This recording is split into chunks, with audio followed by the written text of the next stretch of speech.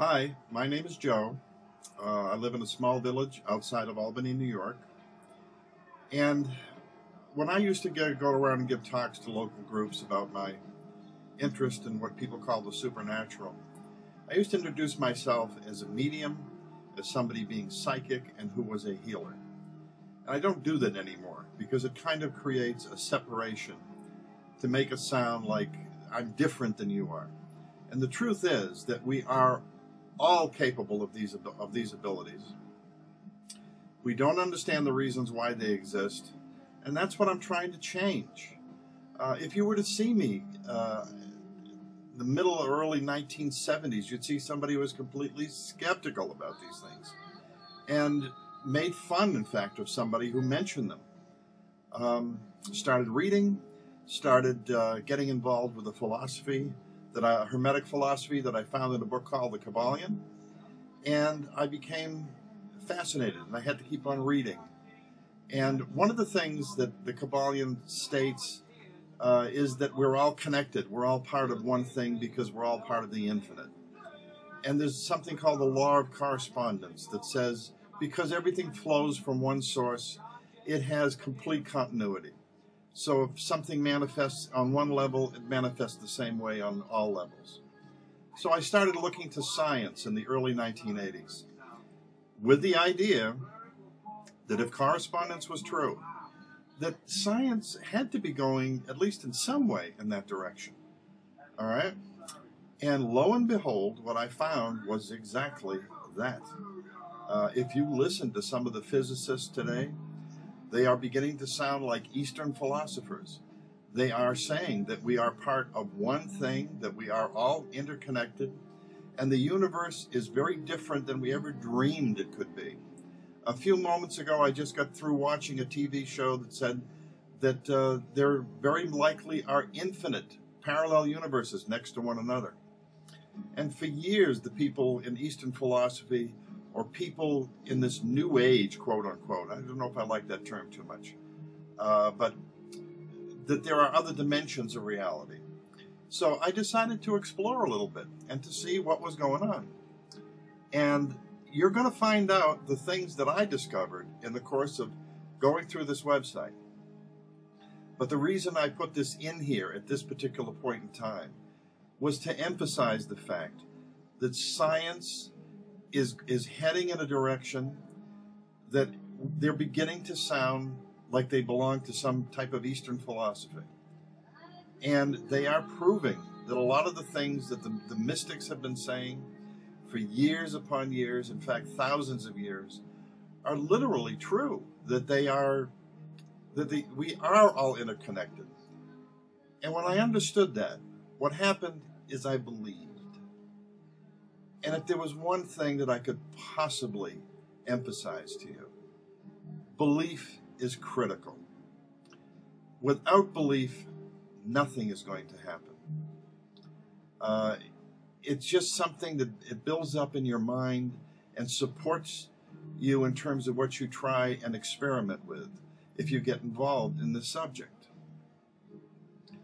It's like telling you a portion of your mind or your spirit, let's call it your subconscious. Gee, I believe in this.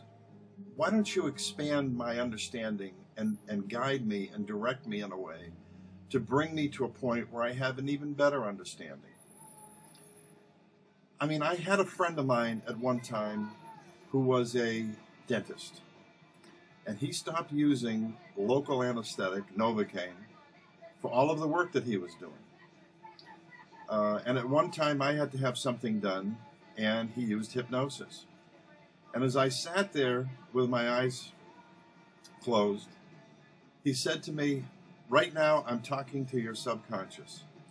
I don't care what your conscious mind does.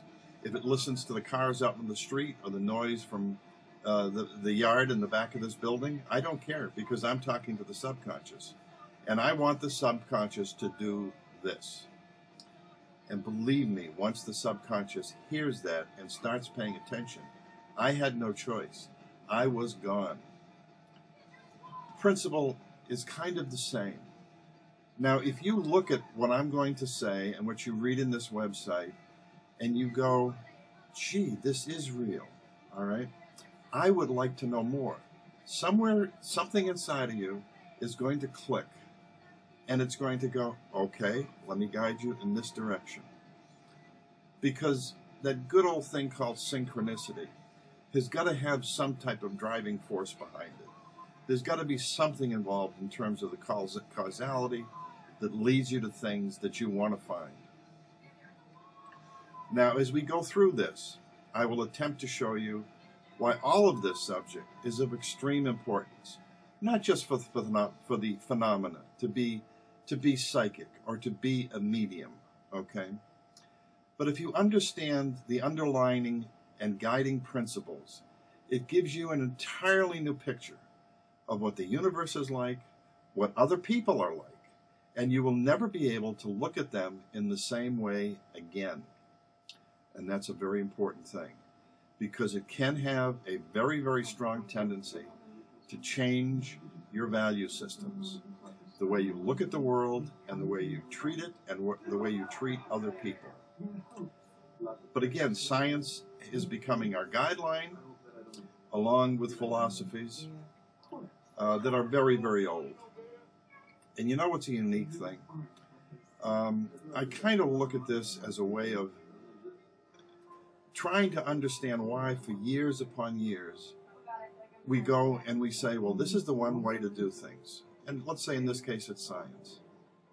And the philosophers are going, well, this is another way, okay? This is our way. It's our vanity, it's our ego that says my way is the right way. I'm not going to look at it in terms of its relationship to anything else. My way is the right way. How much more could we have learned if we had not done that?